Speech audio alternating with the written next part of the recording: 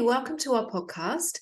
This week we are still talking about Married at First Sight, and we've had a pretty interesting week with a commitment ceremony, a wife swapping experiment, and also another explosive dinner. So, Andrew, do you want to start off by giving some thoughts about how this week has gone for new couple Ella and JJ, bearing in mind all of the different elements that have been taking place this week?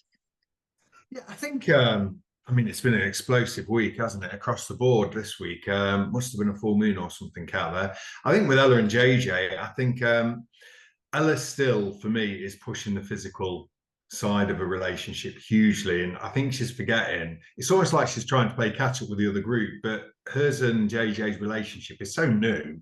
I think JJ is, to be fair, giving her a lot more attention, is telling her how attractive she is, and they are having kisses and cuddles. They just haven't gone to the truly intimate side of things. And I'm not sure if she keeps pushing, if that will end up pushing JJ away a little bit. I guess we'll wait and see, but it's almost like they just need to settle into that early stage of a relationship and just be comfortable with each other before trying to push to the next level. But, I think that shows Ella's insecurities. But JJ's probably not responding as quickly as she'd like, but I think it's probably running at a natural course at the minute. What's your thoughts on that? I was quite surprised when she revealed that they hadn't been intimate yet, because they seem to have so much chemistry pinging around. Yeah.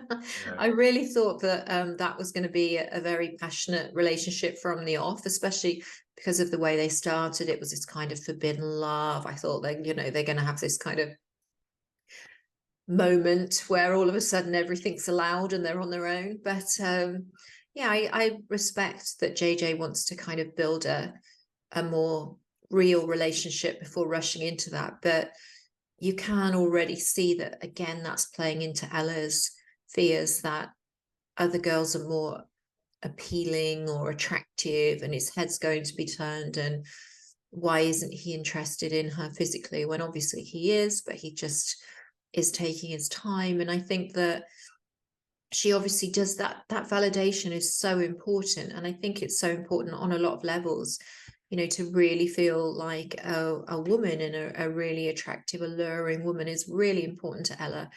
And we're just going to have to see how that goes, because it would be a shame if it's the same kind of story plays out after having found each other now.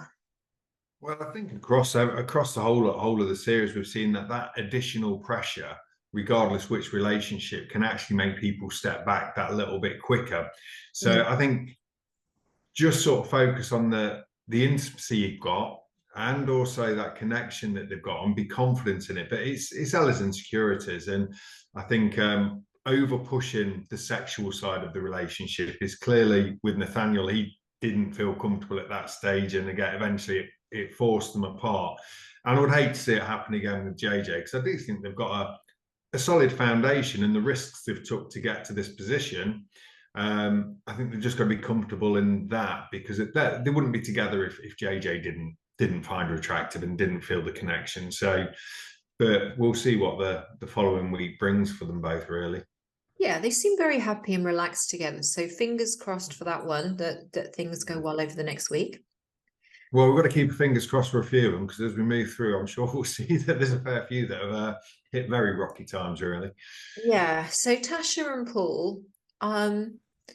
Tasha, when she receives any kind of criticism, the face, she's boiling over really quickly. She's really triggered by any kind of criticism, and you can see it's almost as though she's trying to contain this real anger, and I think she stops listening really quickly, or even if she is listening, she's thinking about what to come back with really quickly, hard and fast. So it seems Paul was pretty shocked by seeing that side of her implode upon him. Yeah, I agree. I think we mentioned it last week, that actually this could become quite quickly a red flag to Paul, because he seems very laid back. He's got an opinion and he's strong in his opinions, but he's not over voiced in them. And I think he's more for a settled, comfortable life as opposed to the aggravation and the aggro that's caused. And certainly their big bust up. I mean, obviously they didn't go into too much detail. One thing I did pick up is when he turned around and said, well, if I approached and been that aggressive with you, it would have been a completely different story. So I'm not quite sure how far she went in that argument and how aggressive she was, or whether it's a little bit too much from Tasha and Paul, having never been in a relationship, a lack of emotional understanding. So arguments happen, and a lot of the time arguments can be healthy, providing you have the right resolution and you can sit down and talk to each other afterwards. I think the problem was we went straight into the couple swap and he never really had time to address it. And I think Tasha wasn't in the mood, in the right mind frame, sorry, to actually have that conversation. And she is incredibly reactive. I know we'll talk about this in the party, but even at that, I think when they had the letters, everybody sort of took it on the chin. There was some quite sharp letters that came out, but Tasha instantly wanted to know who it was and hold them accountable for what they said. And obviously on this occasion, it was George. And, you know, I think a lot of things that were said in there was truth to them. And it's a case sometimes of stepping back, and you're right, not waiting to talk, because in waiting to talk, you're not hearing what's being said in the first instance. Absorb it and then think, is there anything I can apply from that makes sense? And there was, but her initial and always go-to is to be confrontational, which, you know, we've seen on certain occasions with Erica. And I do think that will tire on their relationship, because I don't think that's Paul's natural default. And as much as he'll support and defend, which we've seen, I think when that attack gets turned on him, then he struggles to cope with it. So there's work to be done there, because they have had a real wobble. Obviously, they had makeup afterwards together, which is great. But what you don't want to do is that to mask the questions and the issues. They need to actually have those deep conversations about how they can change and work together and grow together. So we'll see what happens there. But I was surprised to see them have such a massive wobble, really. Yeah, well, he seemed genuinely in shock. I mean, genuinely knocked back by what had happened. So I like the He fact almost had a little bit of PTSD, didn't he? He really did struggle with it. Yeah, and we do have to be fair and say, well, if we were watching a female in that scenario looking so shocked and so nervous, how would we respond to that? Are we responding in the same way for Paul, or are we brushing it off a little bit because he's a male? So yeah, it's going to be very interesting. And also, she was the only one to say who wrote this letter, like you said, so that the attention was turned on to the author of the letter rather than her actually thinking about the comments and whether there was any truth in there and anything that she could work on. No one else did that. Everybody else took the whole process in the spirit it was meant in, you know, although we have to say that Arthur was raging about his letter. I think he was more raging that other people didn't get quite a scathing one, didn't he? He didn't demand to know who wrote it, but he was raging secretly as well. So you mentioned Erica and Jordan, and we have to talk about the fact that obviously the pair of them were pretty traumatized by really aggressive behavior from Luke. Whichever way you look at it, whichever way you kind of try and, you know, rationalize, well, he was feeling upset because he wasn't at the dinner party and he felt his wife was a little bit turned upon, let's say, or influenced. The way that he went down and hammered on that door, burst into someone else's home, really took both Jordan and Erica completely off guard. And Jay, I think. Appeared to physically attack Jordan. I mean, at the end, he seemed to have red marks all around his neck when he was sat down. Really traumatized both of them, I think. And you would also believe that you were in a safe environment in a show like that. And I think it was the right decision that he had to go. He apologized on the show, but since the show's finished and it's now airing, he hasn't sounded very apologetic on his social media. So whether that was just to stay in the show, we don't know. But I think it impacted Jordan in that he no longer necessarily trusted these people or felt safe in this process. Hence, he didn't want to join in with the partner swap experiment. I think he just wanted to be able to take a moment peacefully with the one person he trusts, which is Erica. And unfortunately, that was turned against him at the dinner party when Erica started to feel as though she'd missed out and she was compromising too much and going along with what Jordan wants rather than putting her own feelings first, which may be the case, but we haven't seen evidence of that before. So that was quite a surprise. Yeah, it was a blind side for Jordan, and I did feel a little bit sorry for him. I mean, I think Jordan, I suppose we don't see all the footage, we don't hear all that goes on, but for the main group, Jordan's got too many opinions and he voices them too much and very directly and almost in a humiliating manner at times. That's something he needs to work on. It was interesting to hear about his OCD and how that has such a massive impact on him, which is clearly what made him want to stay away from the couple swapping. I think he wanted, as you said, that security and safety. I think Erica really was reacting to FOMO. I don't know if she actually felt she'd missed out, but I think she felt she'd missed out on missing out, as opposed to thinking, well, actually, we did stay together. We've worked on our relationship being a newer couple, and though that what we had was far more beneficial to us to sort of secure each other and be there for each other. That was more important. But in turning, and obviously she went from 0 to 100, which I think they both spoke about, that they can become very reactive and volatile in a relationship, and we saw that.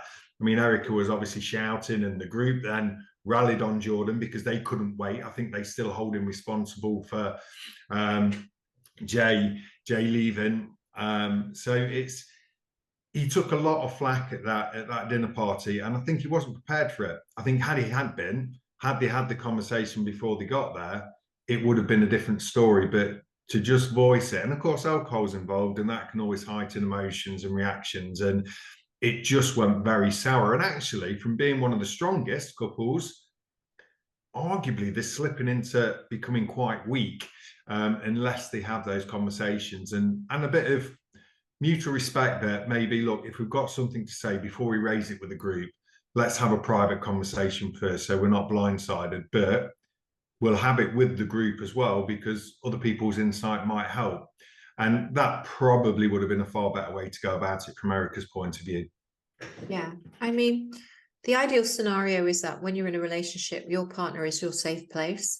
And if you've already been through something, so you've already been through an attack, you are quite often dismissed by the group and you're feeling genuinely pretty shaky. What you don't need is your partner then to turn on you publicly about something that, as you say, could be discussed privately. I know it's a reality show, so of course she's doing a job, she's airing things in public, but I felt really sorry for him. Yeah.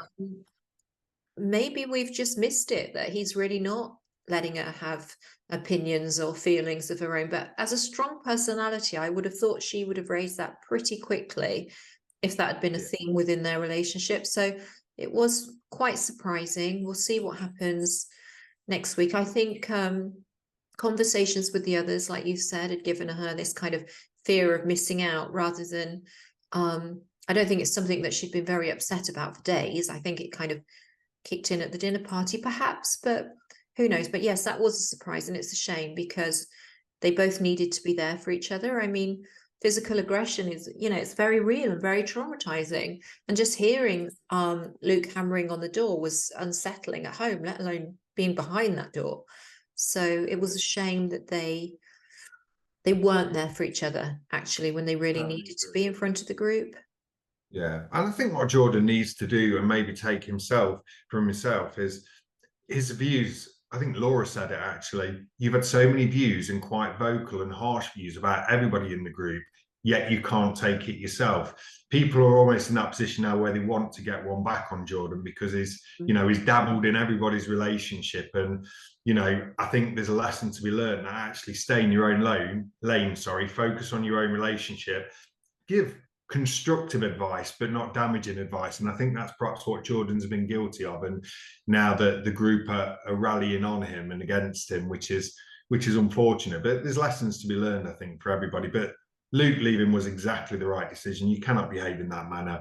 There's ways in which to deal with things, and everybody's had turbulent times and people's opinions at times. And like you say, that's what reality TV is. But I thought it was quite petulant and childish to go knocking and trying to have some sort of schoolyard fight in somebody's safe space of their home for the time being. Yeah. And there was no other option but for them to leave. No. Well, I wonder what Jay made of it. I mean, she had kind of discussed it with him a number of times, that she felt rounded up upon by the group. When he said, right, we'll go and sort it out, we'll go and see them, she said, yeah, followed him with the same kind of confrontational attitude, but I don't think she was expecting at all what was going to unfold next. So that's something that if they do stay together, she's going to have to work out how she navigates that, because you have to know who your partner is and what they're capable of. You have to know that. You can't bury your head in the sand, can you? No, you need the whole spectrum of a personality, and Luke's shown all of his angles. But I don't know why he was getting so upset, because actually it's exactly what he did say. He said she's a bit of a pushover, and he said if you could rob a bank, you'd all do it. So he got hold to account on what he said. He just didn't like what he said and wanted to try and put a twist on it to say it meant something completely different. It didn't. We all watched it. We all saw it. So, yeah, the best thing he could have done was put his hand up and said, it came out wrong. I didn't mean it to sound like it meant, as opposed to trying to say it never happened. I mean, that's not a great way to continue in a relationship, really. No. Okay, so on to a very different couple now, Penny and George. No, sorry, Peggy. Why am I calling her Penny? Peggy and George. Now, for me, this was two stories, a tale of two stories. The commitment ceremony, there was nothing negative that she could, nothing positive that she could find to say about George. It was all negative. She had no energy. It was completely draining to watch. And she said that she would like to leave. So then, and George is visibly pretty upset about this. Then we go on to partner swap week. So they have a couple of days with someone else's partner. And this is really, really enlightening for both Peggy and Adrienne, who George goes to stay with, because not only does Peggy realize that she loves George's huge, funny, warm personality, but Adrienne realizes she really likes it as well. She likes it much more than the partner that she's with. So I've always felt like George gets a really hard time. And I think that was kind of proof of that, because Peggy really missed him and really realized everything that she valued about him. And Adrienne had just a wonderful time with him. She felt very relaxed. She had a new respect for him, and it changed her opinion about her own relationship, unfortunately. But, sometimes we need to face facts. And so by the time George came back, Peggy was really happy to see him.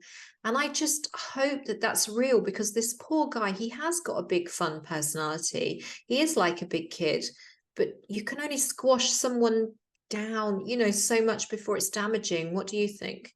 I felt sorry for George, actually. I know that he's a big personality. Perhaps at times he's said inappropriate things, but then hasn't everybody within that group from one time to another. I think the group's perception of George is what Peggy has put out there.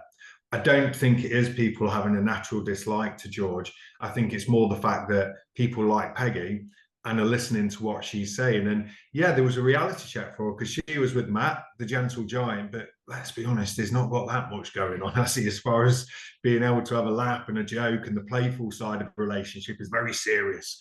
And all he wants to do is train. That's fine, but he's got to put other people's views into it.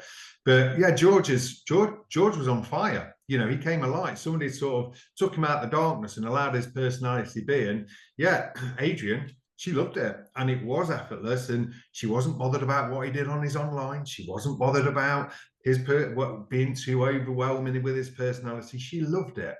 And I think Peggy probably got vibes of that and thought, I better step up now, otherwise George is going to be moving on quite quickly.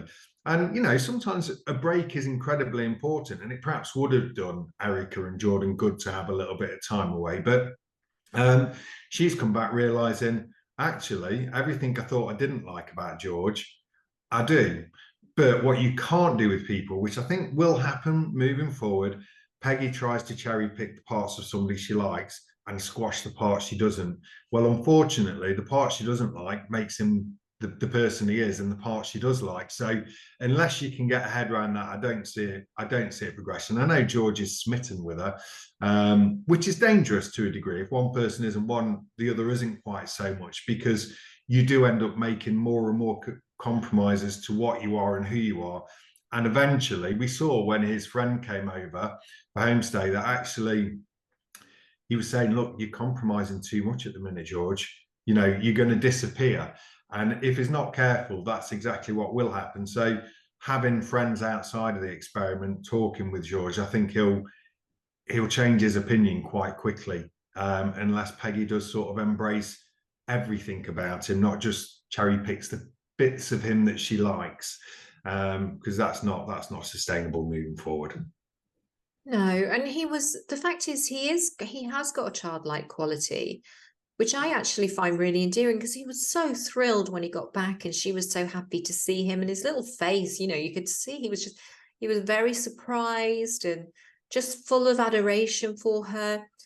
Obviously, it was very different when Matt returned home and Adrienne had this big character in the home that she'd found so much fun, and he kind of sat down and I just could feel exactly how she was feeling. And it's that moment where you just know there's no real connection, and Yeah.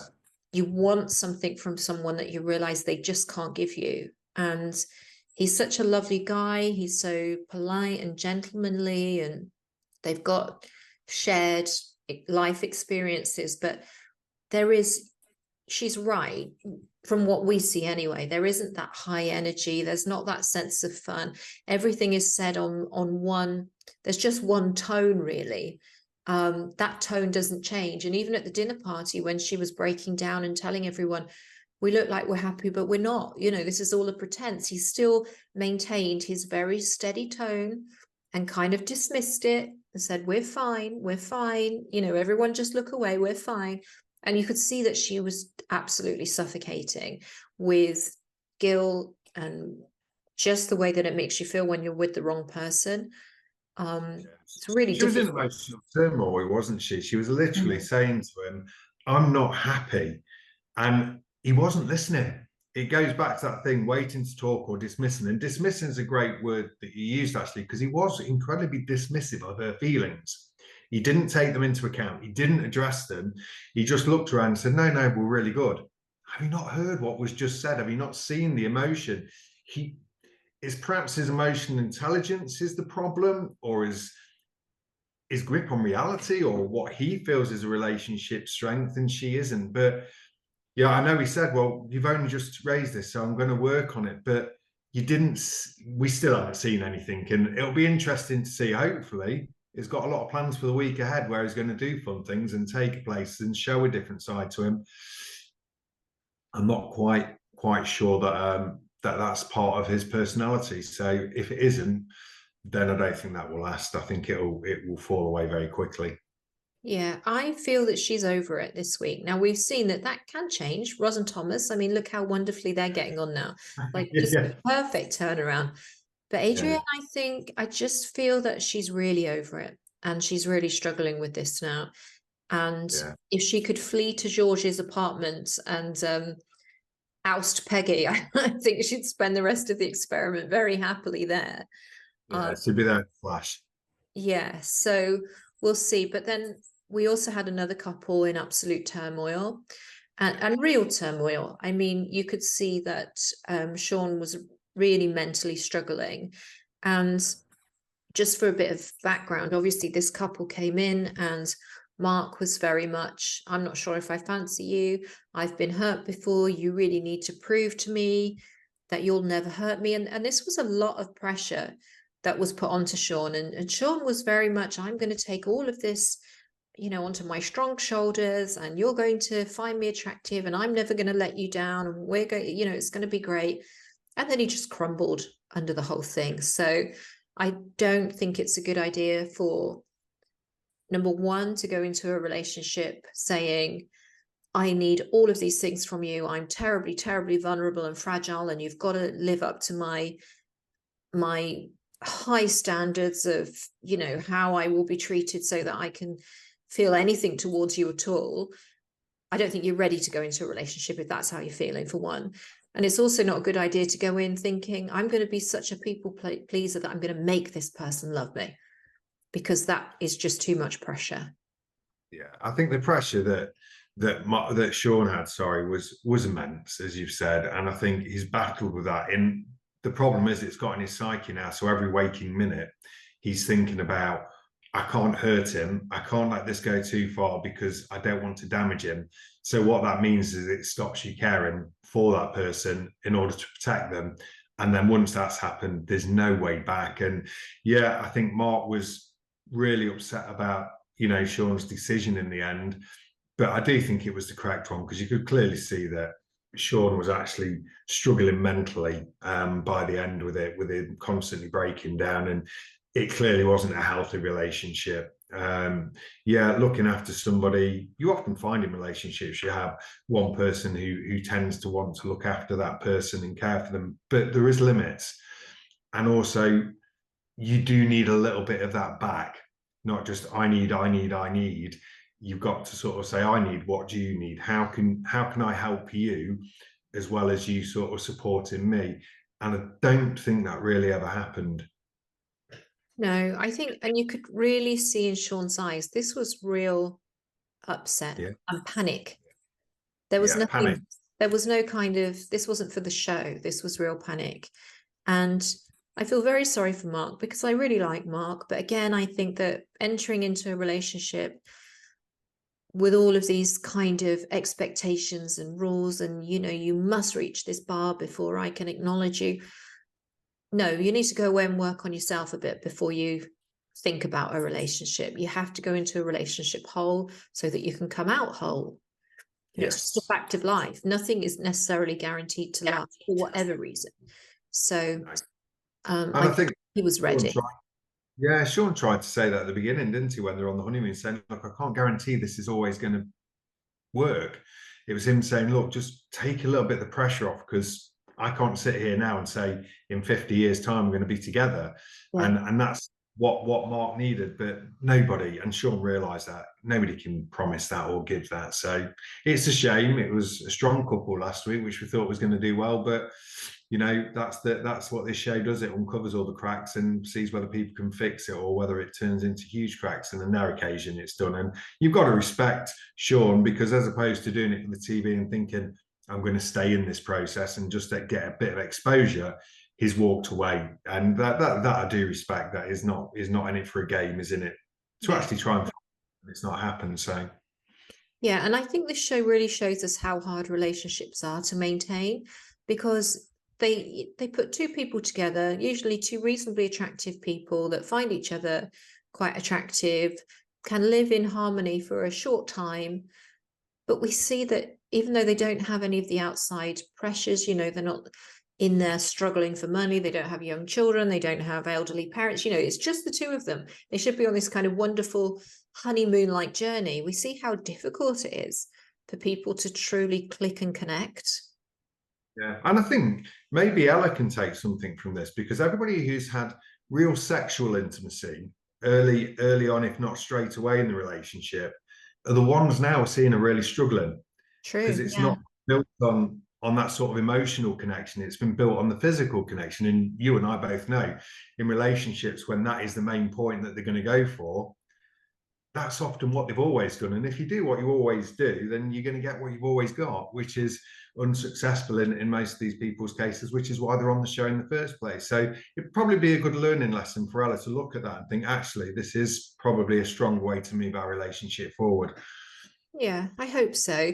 So we'll just finish off with Bros and Thomas, who were definitely the most playful and happy and charming couple of all at the dinner Yeah, party. when I was watching it, I thought it's a little bit like Bridget Jones and Mark Darcy, those two, aren't they? You know, it's Yeah, very similar, you know, and the opposites do attract, and we've seen that. And I think, you know, yeah, on paper, perhaps not completely aligned, but actually now that they're opening and talking and have been through some tough times as a couple to find a way in which they can move forward, yeah, they're on fire. I mean, cheeky at the dinner party. Yeah, You know, yeah. great, isn't it? It's exactly what she wanted. And, you know, he stood up to the plate and thought, yeah, I'll get involved in this. I'm happy to play along. And yeah, it was very fun to see why everything was falling apart at the table. Yeah, he just had his hand on the remote control, didn't he? And they I were know, having a great I time. know. Obviously, the way to deal with stressful scenarios, but but yeah, they're so sweet now, and I found them very draining at the beginning. You know, I was just like, oh, when are these you know, when is this couple going to leave? What are they doing to each other? But now they're just really, their happiness is infectious. They're both glowing. So I really hope, and actually Thomas has got so much confidence because when he went out with Laura and they went out to dinner in Chelsea, I think, or lunch, he had so much confidence, and that's what a good relationship gives us, because we saw his confidence broken down, and now we see, and you know, in an ideal world we have a steady level of confidence whoever is around us, but the truth of the matter is when you're kind of in an early relationship, in the early days of a relationship, it's going to impact you. So we saw him at the beginning really becoming quite broken down, and now we see him standing so tall. He's always got this huge smile on his face. She's glowing. So I would really like them to be one of the success stories now. Yeah, and I think there will be. You know, I said this last week though about Mark and Sean. So you know, what do I know? But I do think that they will continue. Their trajectory is going in one way. There's mutual respect. There's open conversations, and open conversations not just about the fun stuff, but the difficult stuff.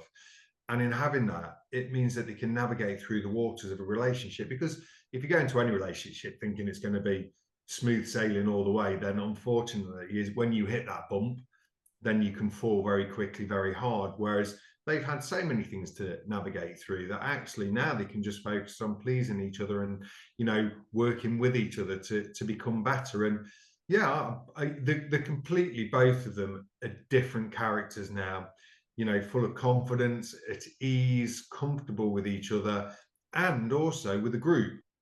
I don't think anybody could throw a bomb into their relationship and it have any impact, because I think they're comfortable and they're solid and they know the weaknesses and they know the strengths.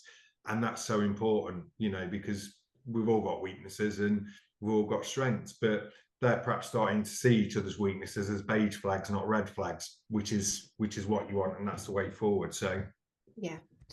So I know that there's only a very small percentage of these couples that are still together now. Now filming's wrapped. I don't know who they are, but I know it's a very small number. So if you were to guess, let's say 3 couples that are still together now the cameras have gone and real life has kicked in, and we genuinely don't know, but who would you guess that they are? I would say Tasha and Paul are probably still together. Roz and I've just forgotten his name Thomas? all of a sudden. Thomas. Thomas, I Yeah. think, will still be together. And maybe I was going to say George and Adrian, but no, maybe Peggy and George, perhaps. No, or yeah, maybe Peggy and George are still battling through it. But yeah, it's so unpredictable at the minute because we've had such a bad week across the board. But yeah, it'll be interesting. How about you? Who's your money on? I'd like to say Roz and Thomas. I really hope so. I think, although they've gone, I think Luke and Jay may well be Yeah, together. yeah, sorry, They yeah, seem yeah. quite committed to each other if they worked out who was going to move, because obviously that was an issue. But if they've worked that out, I think they might well still be together. Yeah. And a third couple, I would say perhaps Peggy and George. But I Yeah. do hope George is still being his loud, proud, funny self, if that's the case. I mean, you know, I totally understand you wouldn't necessarily want your husband squatting online in a caveman outfit.